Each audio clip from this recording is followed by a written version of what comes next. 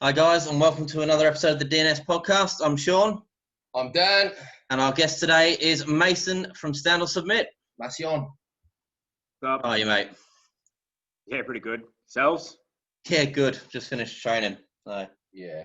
Good. So Is that latte in a can you guys are drinking? that is Fit Aid at the moment. And then Hashtag health. Health. hashtag health and recovery or something. But so we've mentioned you and Ron, I think, almost every episode so far. So for those that don't know you, give us a little background on yourself and Stand or Submit. Oh, geez. Way to put me on the spot. Yeah, well, we make strongman equipment. If you're into strongman, you've probably seen it at some comp at some level, whether it's like a car park one or a state level comp or even up to the Arnold's. We've usually got some kit there. We started about 8 years ago now, actually, 7 or 8 years ago. I'll admit I was CrossFitting at the time and just wanted to have a play with some Atlas stones, and a mate had some at a gym, and it was a lot of fun, and I couldn't buy any, so probably worst business plan ever. Just let's try and make some and sell them, and here The best business plan. Making not just Atlas stones but all the stuff. So we're outside of Melbourne. We're about 90 minutes north of Melbourne, up in Castlemaine. Probably should be wearing my mask at the moment, but I'm in the safety of the house, so it's all right.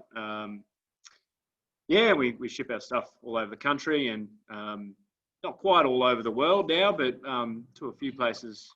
You're getting close, though. Which is pretty cool. So, yeah.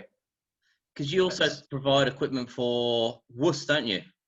World's Ultimate. Yeah, we did.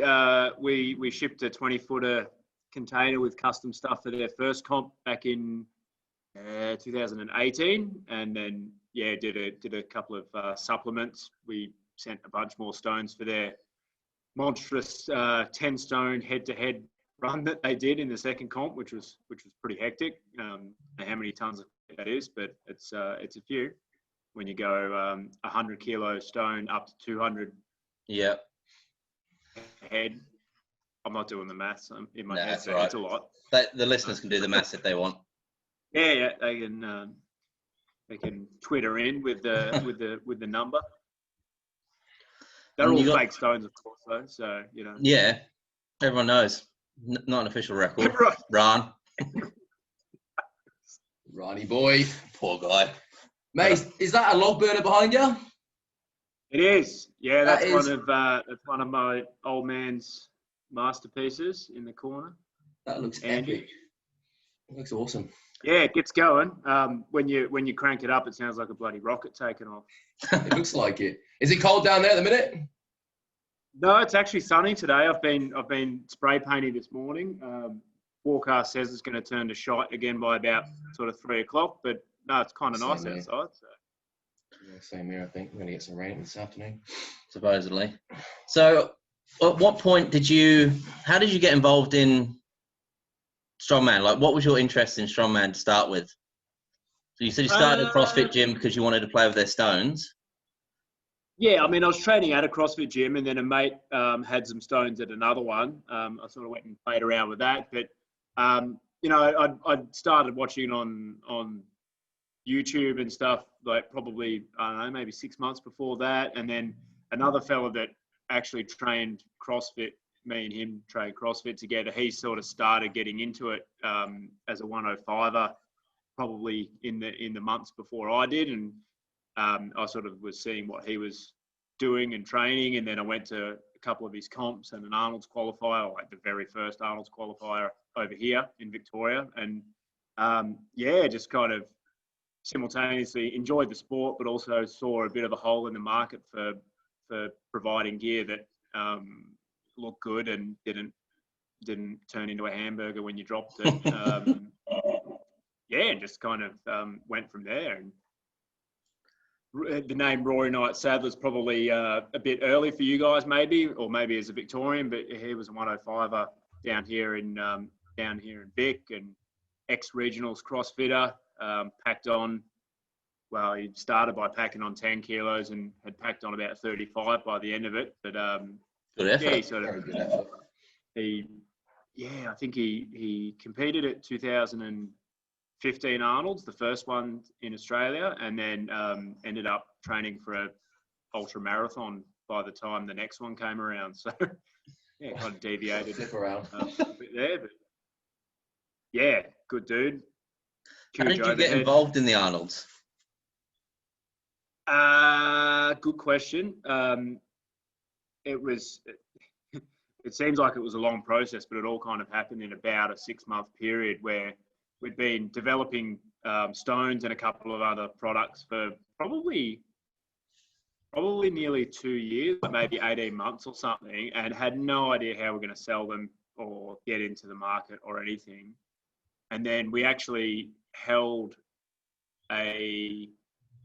we wanted to run a strongman seminar at our CrossFit gym, like not me run it, but have someone come in, and we actually contacted Aaron Scarborough, who you all hopefully know helps, runs the Arnold. Got him in, and he offered to bring equipment. I said, "Oh, look, we've got most of this stuff." He's like, "Oh, geez, where'd you get it from?" I'm like, "Oh, I built it, hoping to sell it." And yeah, when he got there, he sort of saw it and went, "Oh, this is interesting. Might need some of this stuff for a comp that he's going to run at his gym." And then that maybe another month went by, and we just dropped off a little bit of stuff like a duck walk handle and stuff for that comp. And then we did one more comp at his gym, and then he got the gig to run Australia's Strongest Man that year in 2015. So he sort of took over the reins then, and he kind of pitched us as some guys to build the kit for that, which we did. We did a single finger, a keg toss event with the frame. I think there was an overhead medley and a strongman squat as well. So we had the platforms and a funky old wagon wheel bar for that, which was pretty cool.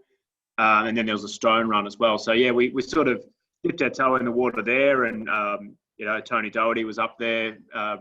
He was running that one.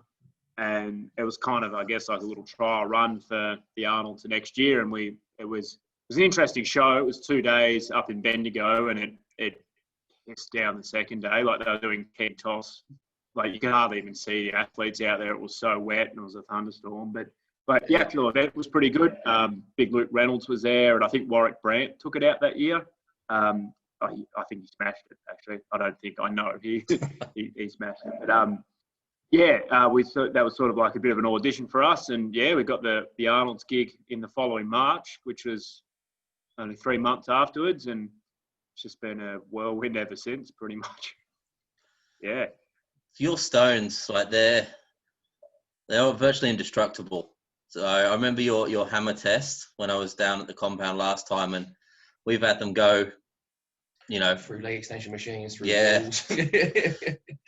Yeah. Go on. I'll say what's so different about yours? We've only ever broken one in testing, where we dropped it from about 3 meters, or a forklift at full extension. We dropped it on a big steel plate, no rubber, no anything, and that gave it up. But then we went and got another stone, same size, and we put 15 mil of conveyor rubber on the same bit of steel, and then just dropped it as many times as we could before we got bored, and just couldn't kill it after that. We always say that people's garage slabs are probably more at risk of breaking than the stones. But yeah, I can attest to that. Yeah. Well, how do you come up with the name, mate? How do you come up with the name? Oh, I don't want to talk about it. It's a thorn in my side, because 50% of people get it wrong, and it's too long for an email address. And I should have just called myself something that rhymes with rogue but not rogue, or something like that. Easy to yourself say. Tyson Australia. Oh, yeah. Hey, look, for people that get it, it's a cool name. Like, we're asking a question of people. Do you want to give up, or do you want to have at it, sort of thing? So that was the idea. I guess there was a little bit of inspiration, sort of deviating from strongman a bit. Yeah, is it flag nor fail? Is it? Yep. Yeah, I'm a huge fan of flag nor fail. Yeah. I always Bailey. thought that was a pretty cool sort of brand. I won't say we copied it, but yeah, that was a sort of inspiration. We had that in mind at the time. So yeah, I don't really remember much more than that. It's a long time ago.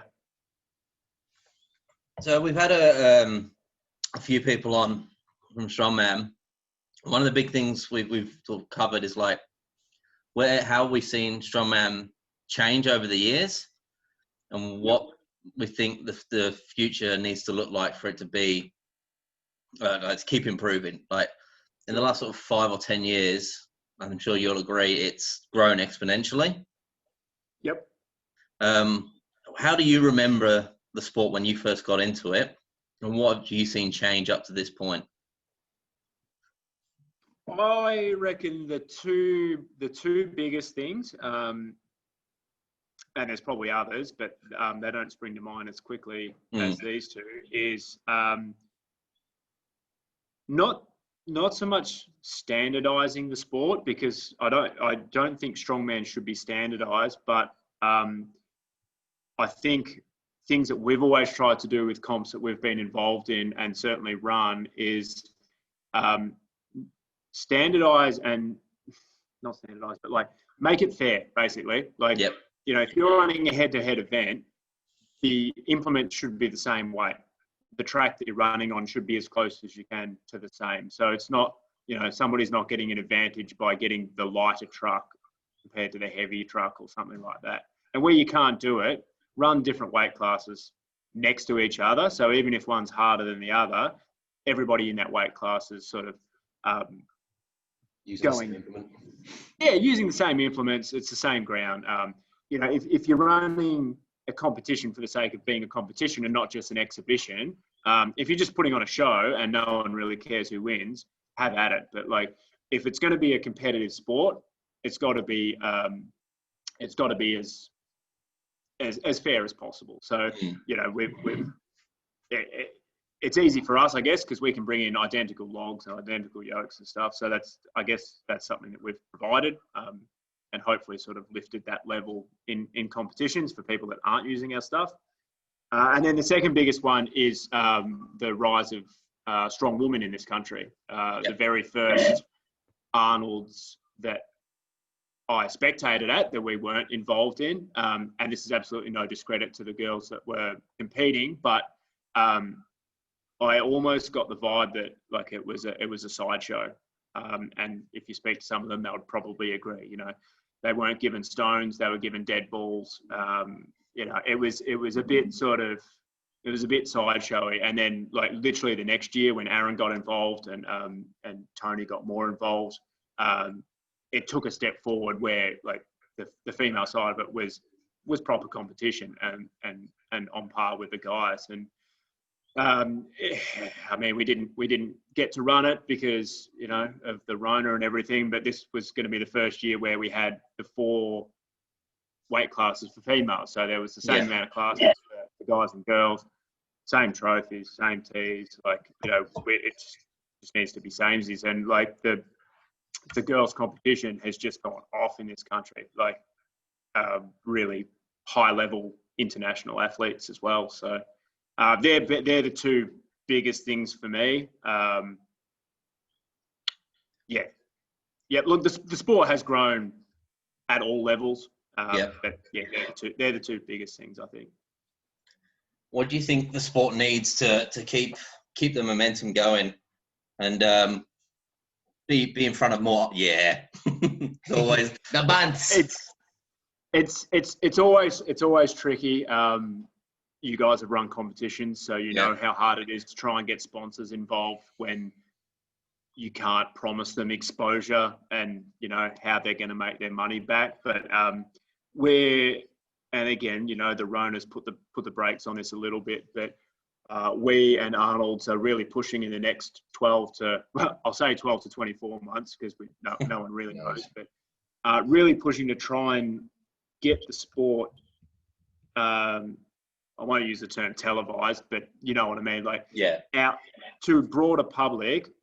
So A, it can be actually seen as a sport, but B, that will help us sort of bring other money and sponsorship into it, which can then allow for all kinds of pathways for traveling internationally, and God forbid, even somebody becoming a proper professional athlete, where they can be somehow paid to actually train like the top guys. It might seem like a bit of a pipe dream at times for people, but it is possible. It's just a bit of a grind, but we've got all the elements. It's a show sport, really. So we've got enough characters that train and compete as strongmen and strongwomen, and we've got the kit we'll put on the show. So hopefully we can get it in front of enough people, that general public who aren't necessarily going to go out and become strongmen and strongwomen themselves, but want to actually go, oh, you know what, I'd watch that again next week. I want to see, who drops a bloody log on their head, or because there's always a bit of that as well. But I think we're close. I think the sport's grown enough that we can potentially put it in front of the general public, and it can be taken seriously, hopefully. Not too seriously, but seriously enough. That's the good thing about the sport, is like if you watch sort of a 400 kilo deadlift in powerlifting, it's calibrated plates and a bar, and you watch like a 400 kilo Hummer Thai deadlift, it looks more impressive. It's more relatable to Gen Pop, which I think an advantage we have to make it televised.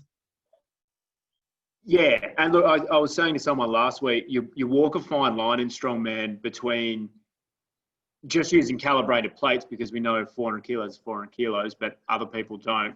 If you take that to the extreme and have like giant polystyrene balls that are made to look like Atlas stones, and look at the size of that, it's half the size of a house they've picked up, but it's made of it's a fine line. Like, it has to look impressive, but it also has to be heavy.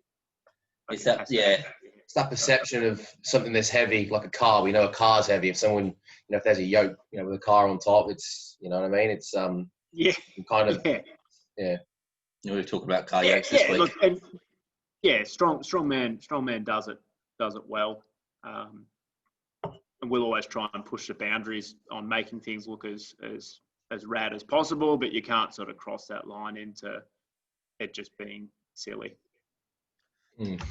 Other than the monstrous stage, winch, tire, wheel, I don't know what you'd call it, the thing's amazing, that you made for the Arnolds this year. Yeah. Did that have a name? Steelworks. Yeah, Steelworks. That was it.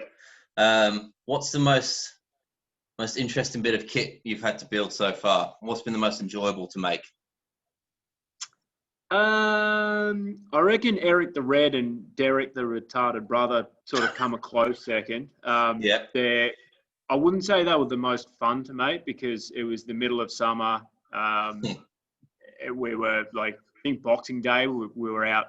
Ran was up, Aiton was up. Like, we were working pretty hard to get them sorted out for the comp. But they were definitely pretty cool. Like a 200 kilo Oregon beam and a big red gum frame. Of course, we went overboard with it, as we do, but I think the result was pretty good. They run a close second. The wheels themselves off of the stamping plant. Again, pretty tricky to make, but a couple of years ago I saw some traction engine wheels up when I was visiting Ran. There's his mention for the show. And I was like, geez, we have to use these in a comp. But then when I sort of started digging around a bit and realised that they can vary anywhere from sort of 500 kilos to 800 kilos each, kind of went, okay, we're not going to be able to just stick an axle through those. No one's going to lift that. So we actually went and designed and made ones that are still very heavy. Like, I think the base weight is 270 kilos on the wheels and an axle. with a solid axle, but still plausible for people to deadlift. But they still look, sort of at first glance, they still look like a set of traction engine wheels. And for the very few people that have actually seen them in person, I can't wait to bring them out at a show, because they're huge. They're 6 foot tall. They're amazing. Damn you, Rona. I think Ram made a good point in that, like, because you were going to run Arnold's out of the compound, weren't you, at one point? Oh, look, it was if there was any window that we could have still run the competition and all the people that are trained real hard for it could compete, and it was still a legit comp, we would have done it. Like, we started to move on it, but it just got to, like, everything else was shutting down. And, like, we look back at it now and just go, look, we made the right decision to not do it. It was just, there was more risk, and, like, too many. I mean, all the Kiwis couldn't come, and there was a huge contingent coming, like really competitive guys and girls coming this year. So we'd sort of already, I guess, diluted the competition by not having those that crew in. And then when the interstaters started all pulling out, it was sort of just like, well, there's not really a point in having the biggest, best of show if 25 to 30% of the top people aren't going to compete. So that was part of it as well. But the safety thing, like, I definitely think that Steelworks needs to be on a grand stage, because that thing is phenomenal. What's the process, Mace, behind making something like that? Is it just like a basic sketch or an idea, and then it's sort of handed to people to draw it up electronically, or how does it all? What's the process? It depends. I mean, the Steelworks concept, I'd sort of been cooking up for the better part of probably nearly 3 years before we actually built it. It was a couple of ideas that I'd stuck together, and then it kind of grew a bit. So it cooked up in the back of my head for a bit, and then basically the thing that got that off the ground, got it out of my head and actually plausible, was when our friends from America put their Wheel of Pain together, and the whole world went, "Whoa, shit, that's pretty serious." At the last Arnold's that went, 2019, I basically said to Tony, do you want something that can go toe to toe with that Wheel of Pain or more? And he said, yeah, absolutely. And I said, well, we'll talk straight after this Arnold's. We'll get this one out of the way. And we did. Literally 5 days after the Arnold's, we sat down in the office, and I showed him some sketches and some pictures of concepts without having a full 3D model or did I? No, it was a sketch at that point. And he got it.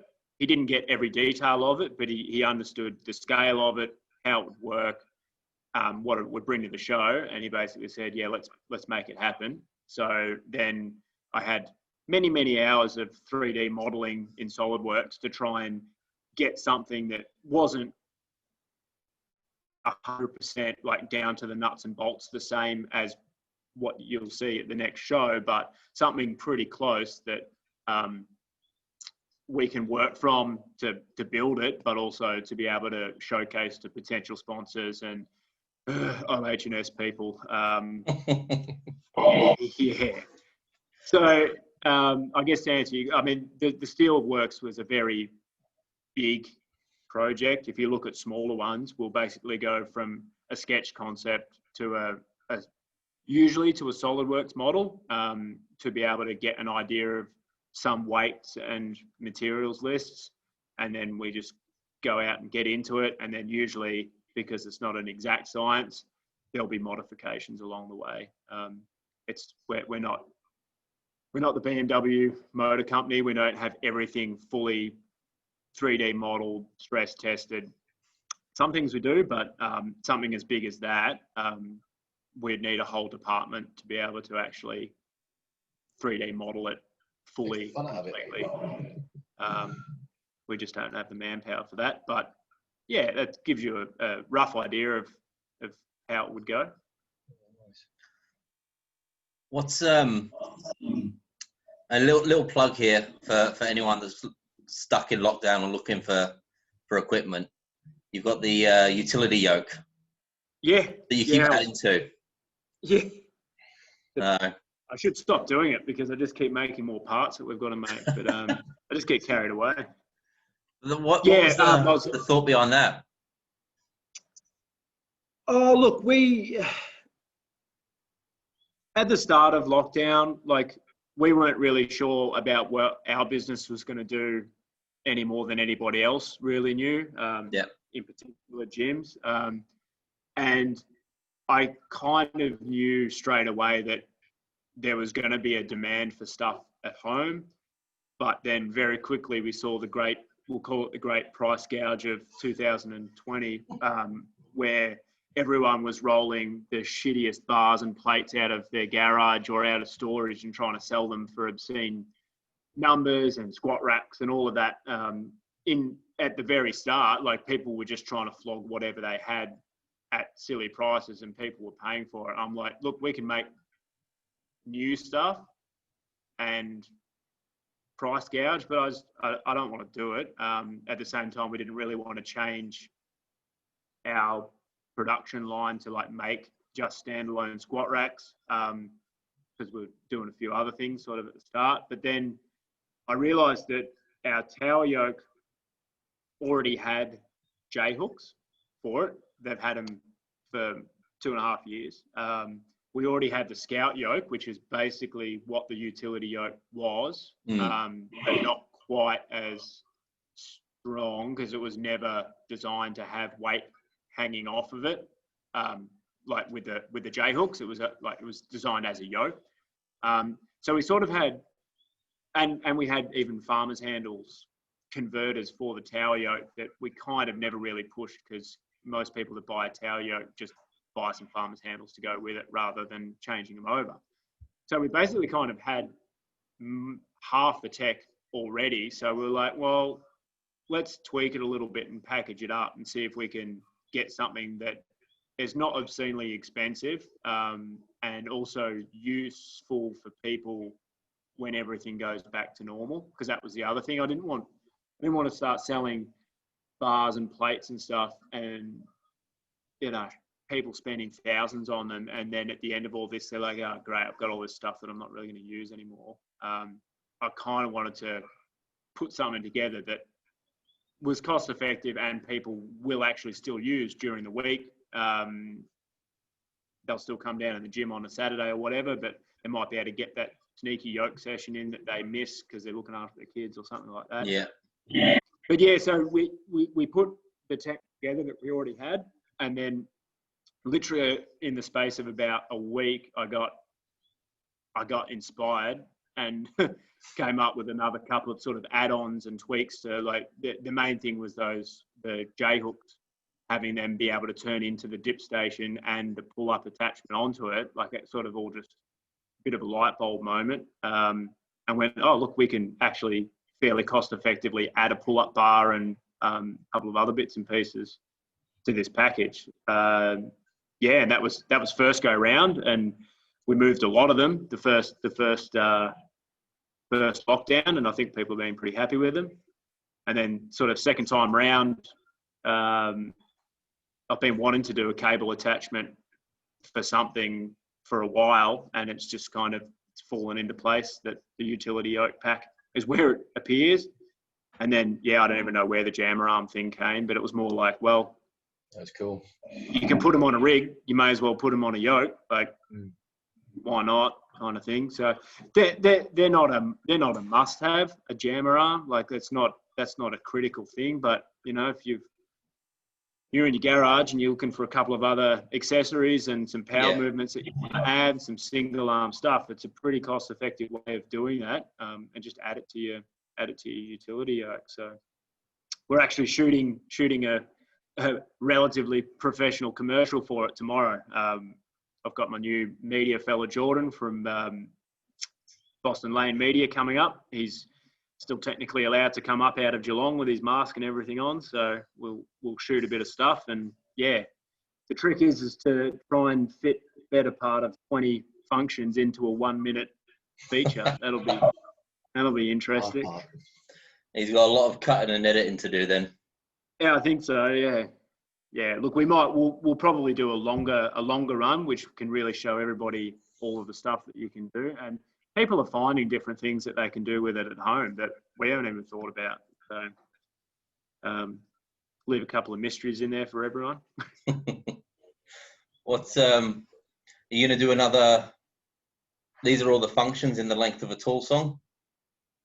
Well, I still had about 2 minutes up my sleeve, so I can still use the same tool song and fit the new ones in. But I can I'll find something else. So my go-to will be "Merciful Fate" by Metallica. If you're a Metallica fan, it's off the Garage album, and I believe it runs for 11 minutes something. So should be able to fit a few in that.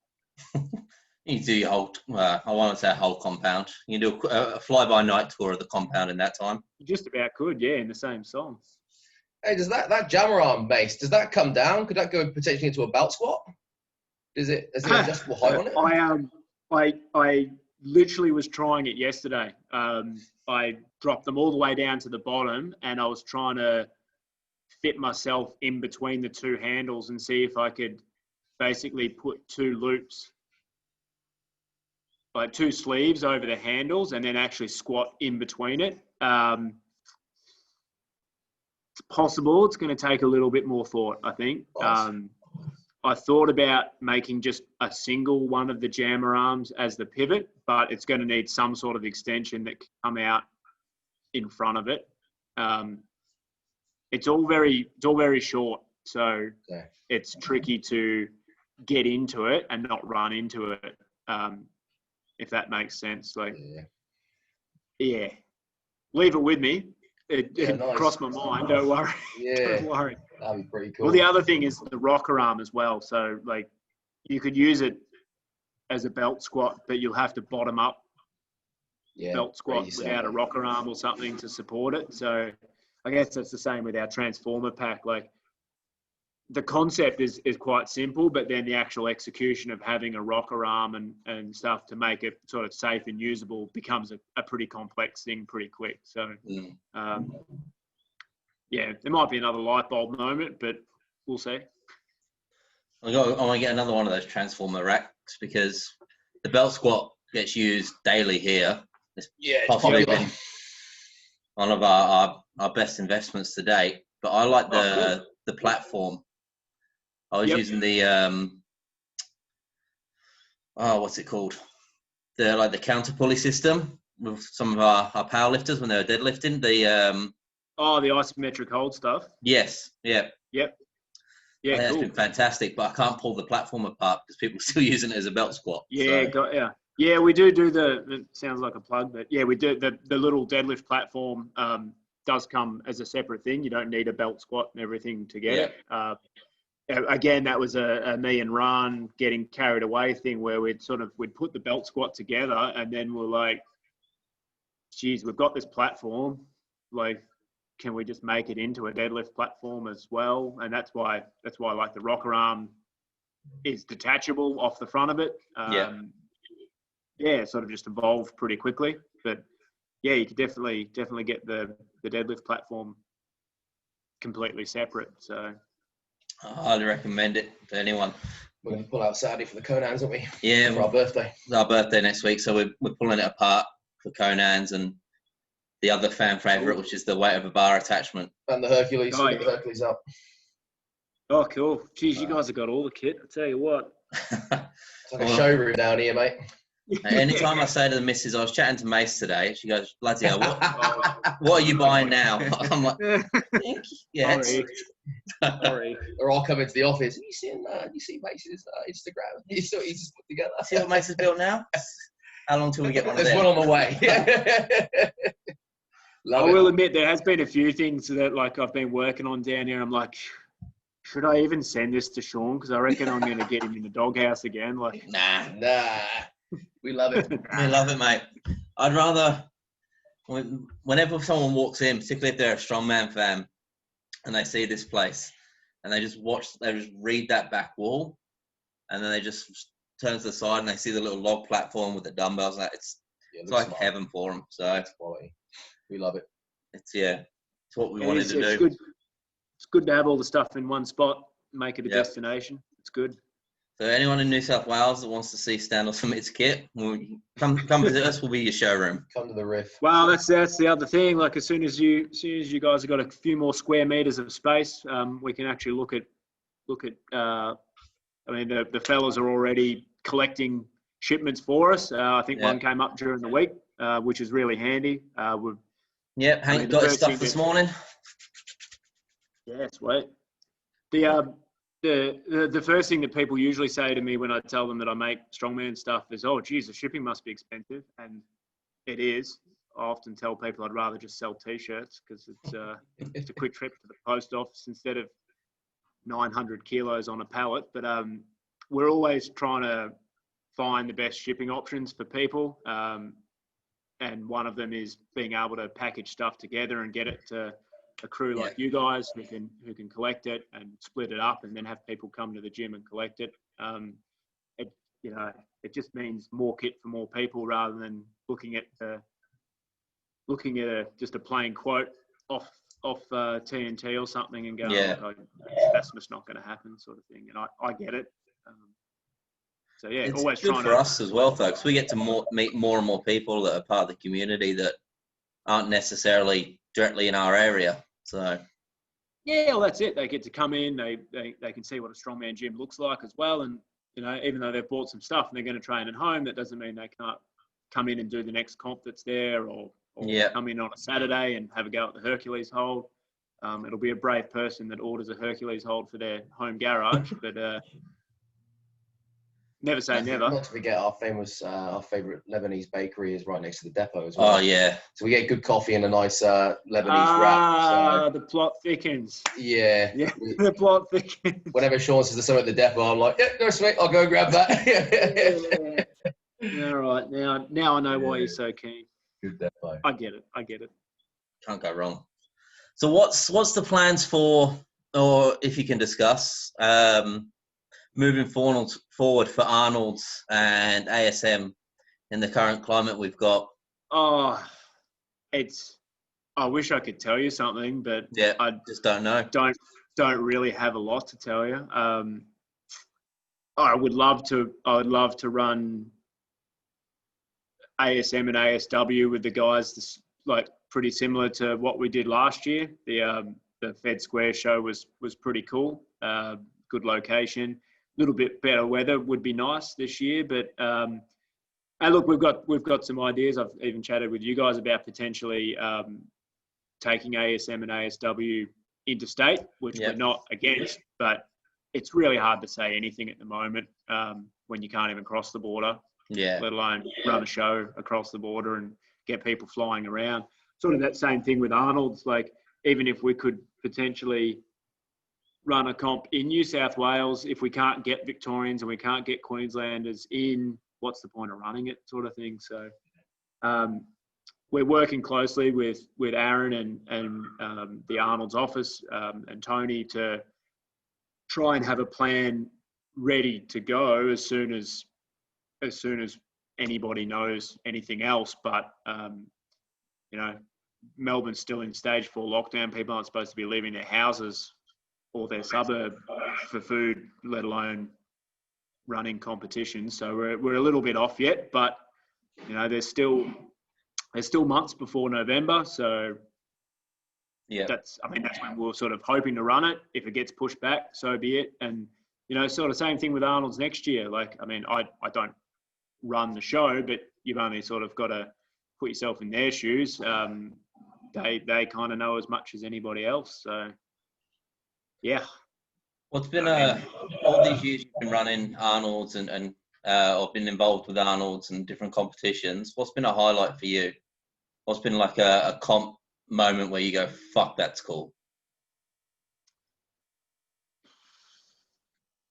It's a tricky one because there's been a few like sort of highlights, but like for me personally, they're usually sort of juxtaposed with either shitting myself that everything's going to run properly or running ourselves ragged to make sure it runs properly. So the first Dubai comp, man, that was pretty wild. Like, Yeah. out in the middle of the desert, top 10 guys in the world, you know, everybody watching. That was pretty full on, and all our gear, like not even a couple of bits, like it was all our stuff. And yeah, that was pretty full on. And the first Arnold's that we did was still, I would probably say that's still the highlight, because we'd sort of gone from zero to, like, the first Arnold's was 2016 in Melbourne that we did. There'd been one before it.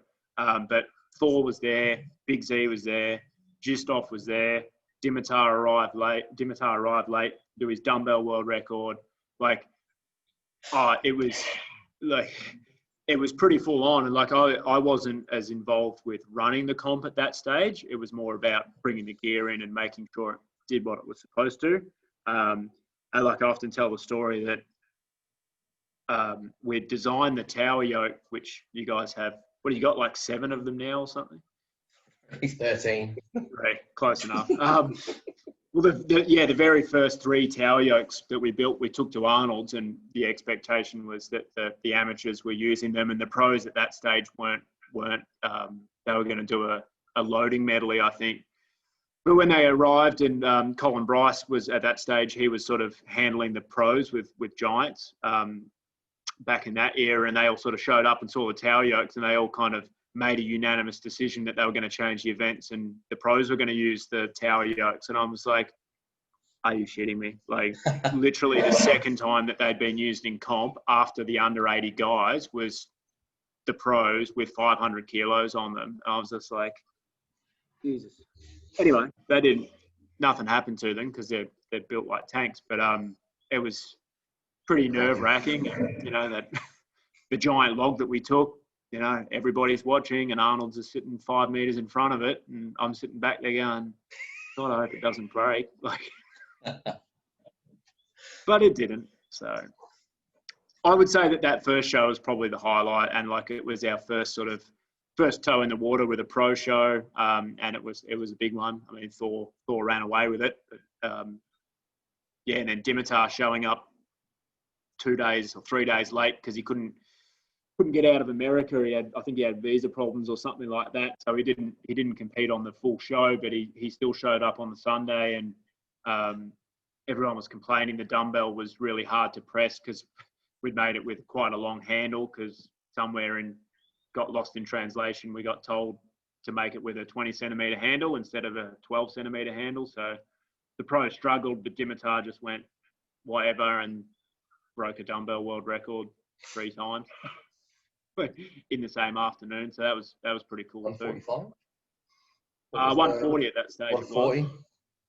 Yeah, that was we had the adjustable 10-inch one, and then we had a fixed weight 12-inch dumbbell that was 140 on the dot. Nice. And that lives down at Doherty's now on a little platform.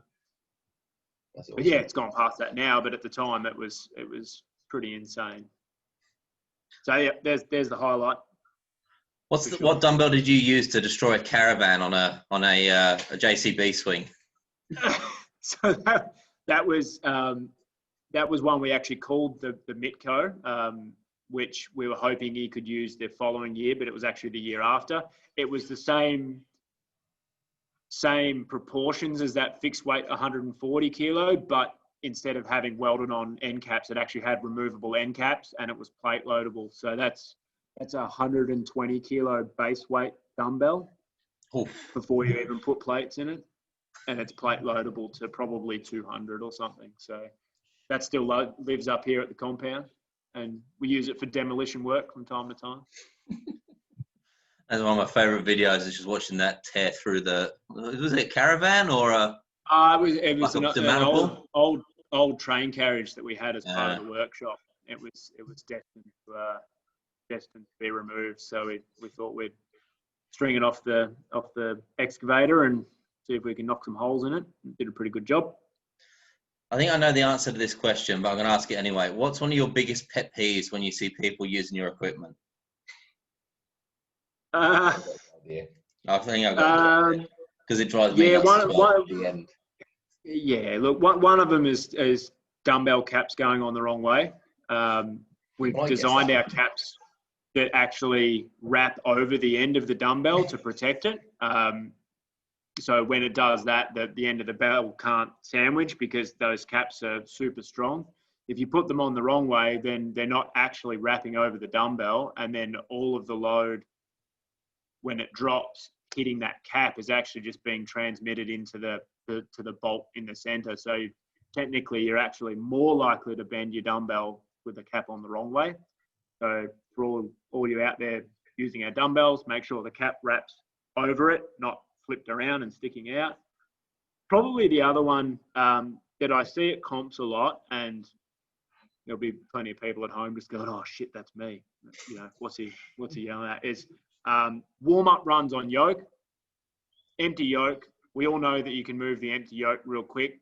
Running, dropping it off your back, yoke nearly falls over, nearly kills the person next to you. Like it's okay. Like just pop it back down. You'll be going a lot slower when it's fully loaded. Same as the farmer's handles. Pretty similar to farmer's handles. I just find the yoke grates on me a little bit more because when I see like 135 kilos of yoke like teetering on the balance point of tipping over because it's been dropped at such pace, like, yeah. And like, I mean, I'm not a top athlete, but when I train, I always sort of try and train or warm up in a similar fashion to how I'm going to do a comp run.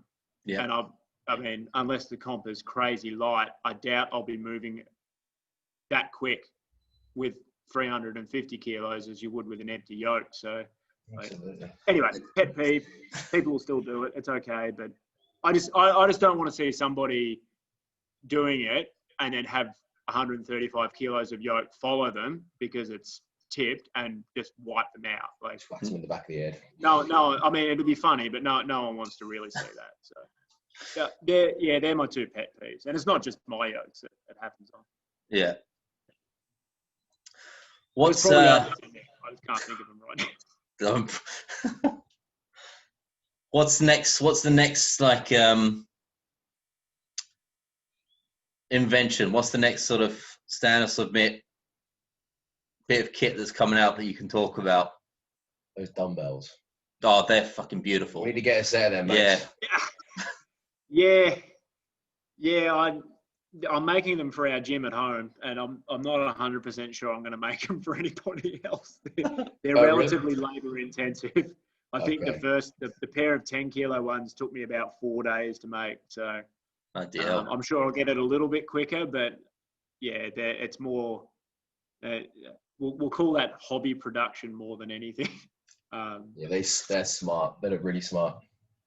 Yeah, look, there's a few things on the list. We're trying to get that utility yoke all dialed in, which it pretty much is. We're going to potentially look at a transformer light package because the three functions that it gets used most for is Viking press, car deadlift simulation, and belt squat. So they're all at full extension. They're all bolted to the wall. So we're going to potentially look at a more streamlined package, which makes it more cost effective for people that can stay bolted to the wall, is a bit lighter to start with, doesn't have the features of like the Conan's wheel, the flipping part of it and the single finger, but you then don't pay for those features if there's something that you're never going to use in your garage. So we're toying with the idea of that. What else have we got? We've got our new axle collars, which are almost finished testing. Every comp that we either run or are at, there's always people needing collars that can keep stuff attached to logs and axles rather than barbells, because that everyone knows that the tube size on logs is that little bit smaller. So your normal spring clips or CrossFit clips just don't hang on. So we finally bit the bullet and working on some collars that really lock down well. That's the one with the two screws, wasn't it? Yeah, so we've used the two screws to sort of it kind of twists the collar on the bar. So rather than just pinning it in one point and having it rock on that screw head, it actually sort of very, very minutely twists the collar to lock up a bit better. And then we've also put a little eyelet on it as well. So if you want to use them for hanging chains off your barbell for squatting or band attachments or whatever else you would want to hook something to it, at least that feature's there. So yeah, they'll go out in the next sort of week or so. What else? Toying with the idea of making some plates, but again, that's probably a hobby idea for our gym that we're building more so than actually production. Tell us a bit about the gym you're building. I know a little bit about it from us chatting, but what's the plan with it? So the idea is, I mean, it's not going to be a 9-to-5 gym. I don't have enough staff to staff it. It'll be sort of an invitation only space that we can use as a showroom for our kit, a testing place for stuff that we're testing rather than just out in the weather, which is where we currently do it. We can, the small crew that I've got training here can come and do sessions there, but then we're also hoping to make it like a little bit of a destination place that people can come and check out stuff that they've either never seen before. It's all there. Like we've, as you know, we've got everything, so we may as well have it set up in a way that people can come and use it. If they're traveling to Victoria, they can come and do a session, use kit that they might not normally be able to use or have never seen before. And yeah, it's a bit of an extravagance, but it is a way that we can now train here undercover and utilize all the stuff that we've got. There's a few more things that are going on there, but we won't talk about them just yet. I'd rather show people when it's finished, but it won't be the biggest gym, but it'll definitely be a one-of-a-kind facility, I think. I can nearly guarantee there wouldn't be another one anywhere that's like it. So stay tuned. Down the level will be, mate. Love it. Well, you never know. But we're just waiting for Gladys to open up the border. How many gyms have a dungeon? Well, if a landlord would put one in, I'd gladly put one there. I think Magnus's gym is a dungeon up in Iceland, but yeah. Anyway, leave it with us. Yep, I'm looking forward to that. Once Gladys opens the border, so we wanted to do this originally in person, but we'll do another one. We'll do another one in person. Yeah, given there's no timeline on this Rona stuff, we'll do the next one hopefully from the dungeon. Yep, we can definitely commit to that. You've given me a little bit more time to get it finished this way as well. No pressure. Well, we'll be down. The place looks like the area that it's getting built looks like what the contest site looked like a week before it ran, which is knee-deep mud. And it's basically a year out from the contest. So it's the weather's playing ball. It's on par with where it was last year. So it was like the memory of all the flags lined up popped up for me today. So oh yeah, cool. Yeah, nearly a year. Yeah, well, hopefully it might not be on the day, but it might be not very far after it. The little preview for the feature will come out. Again, our new fella Jordan's going to start piecing it all together. So yeah, we've been talking about it for a year, so finally better do it. Are you going to run it again next year? Are you still going to go biannually? Hard to say. I expect what's going to happen is if and when all the restrictions are lifted, there's going to be a 12-month flurry of competitions at all levels. And I'd rather not stick it in the middle of all of that, just for its sake and for our sake and other competitions' sake. So we'll see how it goes, but it could turn into a 2022 thing. Not sure yet. We'll see. We'll come back and defend our title. Yeah. The Stoltmans have talked about entering their own team from Scotland this year. There's another Stoltman brother who's a monster, and there's a Stoltman sister who's a pretty competitive CrossFitter. So yeah, Team Scotland could give Team Adonis a run for their money. All right, if we got to lose to someone, I'll happily lose to Stoffman. Well, Martins and Romark talked about putting a team in as well. So and Juji. So, wow. Yeah, Amazing. we'll see. Well, in that case, I might be spotting and loading. I don't know. They could all be jet lagged. Luke could get on. Mate, Luke could get on the came teams down again, last and time to have some fun and hang out, and we surprised ourselves. So who knows next time? That was a great result. I remember I didn't even look at any of the scores until leading into the final event, and I sort of came up to sort of have a look at the sheet, and I was running up the list. I'm like, oh, this is interesting, and then I'm like, where's fucking Shawnee's team? Was it? And yeah, up the top, which is it's pretty cool. So just shows that it's not necessarily about pure strength, but also, you know, adaptability with all the events being basically released that night. A bit of a leveler, which I think I love that. You can't obviously do it in all strongman events, but I like the notion of people being proper strong any day of the week, anything that requires moving it, being thrown at you, just getting after it. So that's kind of what we wanted to. It's what we wanted to do with the contest, and yeah, I think it's a good idea. Forces you to really work as a team as well, doesn't it? Puts the emphasis on the team rather than the individual. Yeah. That was definitely part of it, and we'll definitely run that the next time. A few people sort of talked about running an individuals contest, but every strongman comp, or almost every strongman comp, is individual. We'll keep with either the same or a similar format, I think. I think it was a great format. It was a shitload of fun. Yeah, I'm glad you enjoyed it. I basically blacked out for about 48 hours and can hardly remember any of it. But I think most people enjoyed it, which was good. The barbecue was good. The fire was epic. I remember Juji setting himself on fire as he got lit. Yeah, I remember part of his video. They're just like, man, you might want to stand back a little bit. It was just glowing. Right, the two videos my youngest watches religiously. Juji's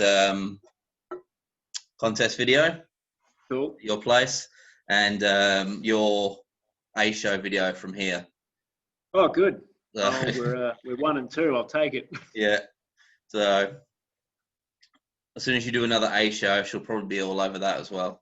Fascinated. Yeah. Well, we've got the material, but the last one we technically couldn't release because we would have been flouting social distancing rules. But that we might let some of that footage see the light of day. But it probably won't be the whole thing. I guess the other part of it was we always try and release A shows when we've got some sort of information that we need to tell people, not just people doing dumb stuff. And all the information that we had to release is now no longer valid. So we'll let the little snippets out, and then as soon as we've got something to report, we'll assemble the team and put another one together. We've actually got a proper camera person to do it now, so it'll be good. Did what's his name? David. No. Did you end up going for the plate pinch world record or whatever it was? Sam, oh yeah. Sam ended up doing that. Yeah, Sam broke a new record. Yeah, I might release that tonight actually. If my kid plays ball and goes to bed on time, I might package that one up. Nice. Piece of strength. Yeah, watch it. If it goes out tonight, it'll be good.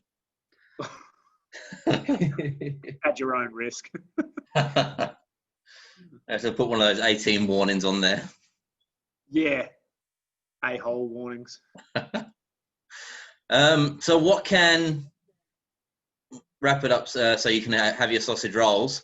Small companies like us. So what we want to do, obviously, is support strength sports as much as we can. What can small companies do, even bigger ones, even better, because they'll have the money? Yep.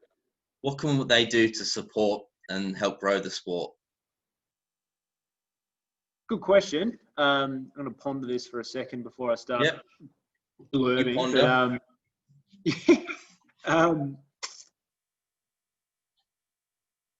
Yeah, I mean, when I said earlier that, you know, the sport needs dollars, it's not strictly dollars that it needs, but it needs, whether it's financial support in dollars or whether it's support in whatever way a company can provide, whether it's comps being able to be made bigger and showier. So like, let's say it's event, if someone's got the capacity to have an event at a location, so let's say it's a winery or something, like stick your neck out and do it, and have someone like you guys come in, run a really good comp that can showcase the sport and showcase the event. Like strongman events have traditionally been car park events, and that's great. You can still run a good comp in a car park, but it's not going to grow from there. The reason why the Arnold's is the Arnold's is because it's the biggest stage that we've got in this country, and to have ASM at Fed Square is another way to be able to have athletes come in and go, yeah, shit, you know, I'm aiming to compete at ASM so I can be at Fed Square or whatever it is. It's just, we're always trying to think of creative ways for not only us, but other people to be able to get involved with the sport that can benefit them as well as benefit athletes and the sport. People just need to be a little bit creative, I think. And strongman is so broad that support can come from a lot of different places, I think, and people can still showcase whatever it is that they offer through the sport. You just got to think sort of a little bit outside of the box. I mean, one that we're always wanting to play with is like an adhesive company. You know, pretty hard to think of things straight off the bat, but then you're like, well, let's do a truck pull. But then in the middle of the truck pull, instead of just having a rope, have a rope tethered to a blob that's stuck together with the adhesive. Yeah. And then all of a sudden I can talk about how strong that adhesive is because so-and-so is pulling a 20-ton truck and the only thing holding it together technically is whatever adhesive. You know, there's a great thing that they, you know, that advert could be packaged up for television straight away. Just as an idea, like, so many out there, but if you're somebody that's either has seen a sport, you're not doing it yourself, but you'd like to be involved, just think outside of the box on how you can offer something that can get returns for you or your company, but also give athletes a stage to compete on or something to compete for or whatever it is. That then, in my opinion, it all transfers back to it's making steps for athletes to go, I'm going to go and train harder for that comp because I'm going to whatever it is. It's not all about prize money. Like, you know, I'm going to go and get to compete at that winery, which I think will be cool and it'll make good pictures. Or I'm going to qualify for that comp that's overseas. Whatever it is, giving athletes motivation to keep training, to getting better and putting on good shows is going to grow the sport from the ground right up to the top, I think.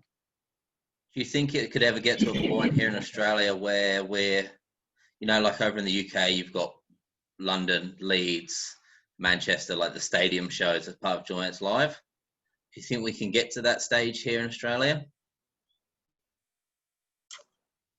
It's tricky.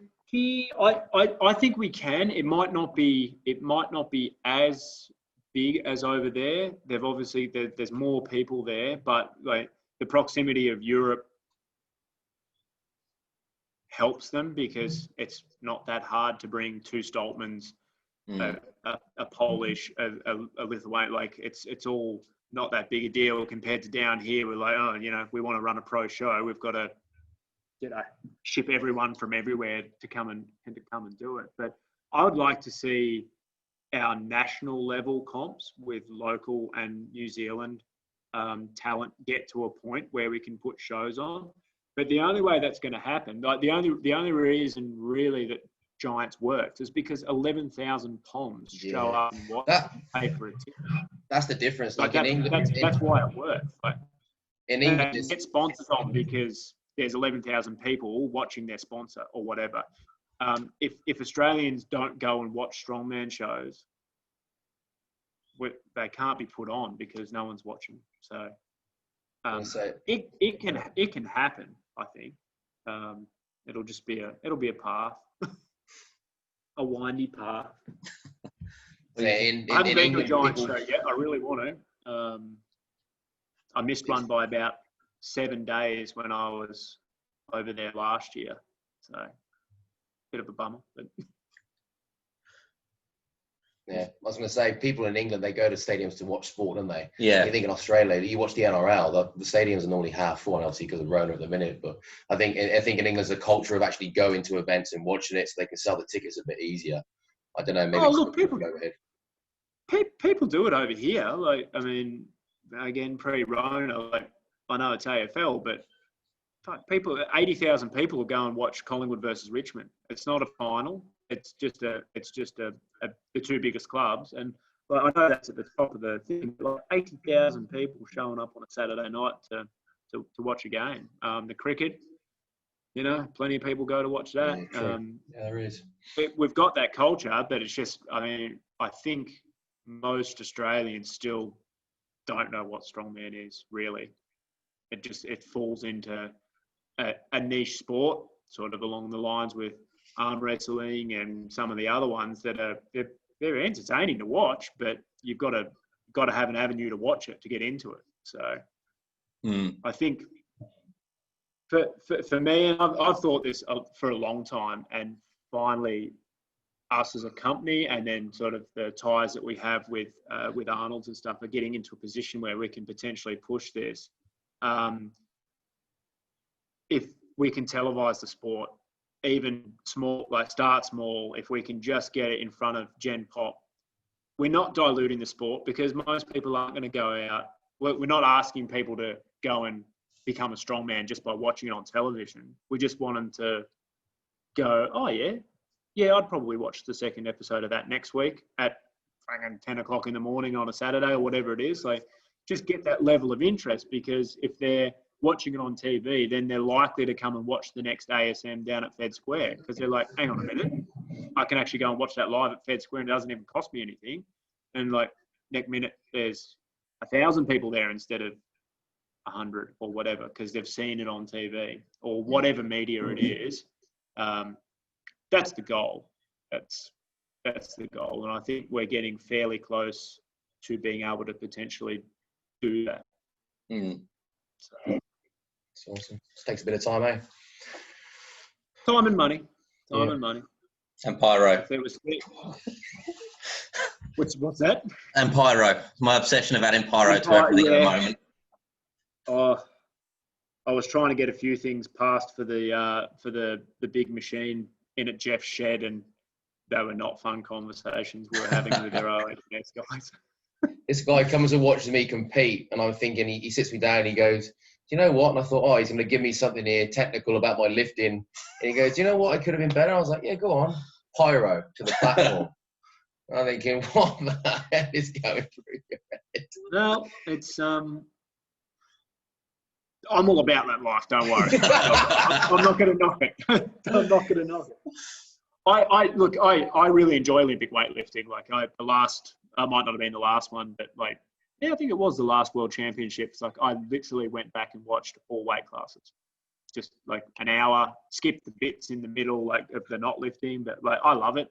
But I can see how Jen Pop, who has never weightlifted before, could get pretty.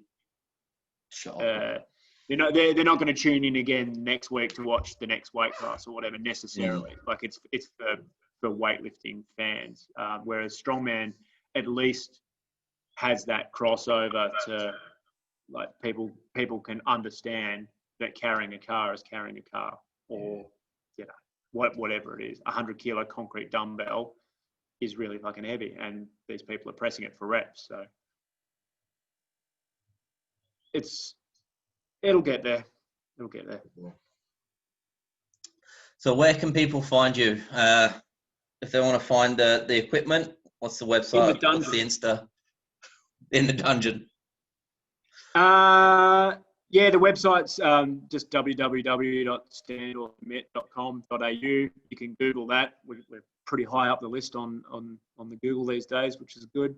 That doesn't really show off all of our custom stuff. It's more just a bit of a reference for our standard range, and we always encourage people to shoot us an email and ask us questions if they don't understand what's going on the website. Postage on the website's also shit house. It's not smart enough to be able to get custom quotes for people. So we just don't do it. We encourage people to just email us to say, look, this is what I want. Figure out how much it costs to get to me, and we'll always do that. Our Instagram, again, just search for stand_or_submit, I think it is. We usually put all the pretty pictures on that of custom stuff. And yeah, they're the two main things. We're on Facebook as well. That's if eventually when the Rona lifts, you'll be able to come up to the showroom and up to the factory if you want to pick up stuff if you're in Victoria. We're sort of limiting that a little bit at the moment, for obvious reasons. Once the compound gym's up, people will have an avenue to show off stuff, which will be cool. Yeah, that's where we're at. If you want to see some of Mason's custom kit, you can always, and you're in New South Wales, come look at the Hercules hold. Come to Perth. And we were talking about a couple of other random bits this week, weren't we? So we were, yes. Yeah, we have to dust off the planer and the wood saw pretty soon. Yeah. We'll make use of your new CNC machine. Nice. Yeah, true. All the little fancy bits. Yeah. We won't tell people what you got cooking up yet, but no. This one will be heavy. It's it'll be heavy. It'll be something for people to reach for. If you can't do it, train harder. Yeah. Yep. Right. Yep. There is an element of that. Makes you to get stronger. Yeah. Where do we find you? At dwally10 on Instagram. At Sean 4.0, at DNS Strength Collective, and DNSstrength.com for apparel. Any final words, Mace? I'm going to go and have my sausage rolls. Nice. Thanks very much for your time, mate. Legend, Mace. Thank you, guys. I'll see you guys in person soon, no doubt. You will. There we go. Stopped recording. Oh, cool.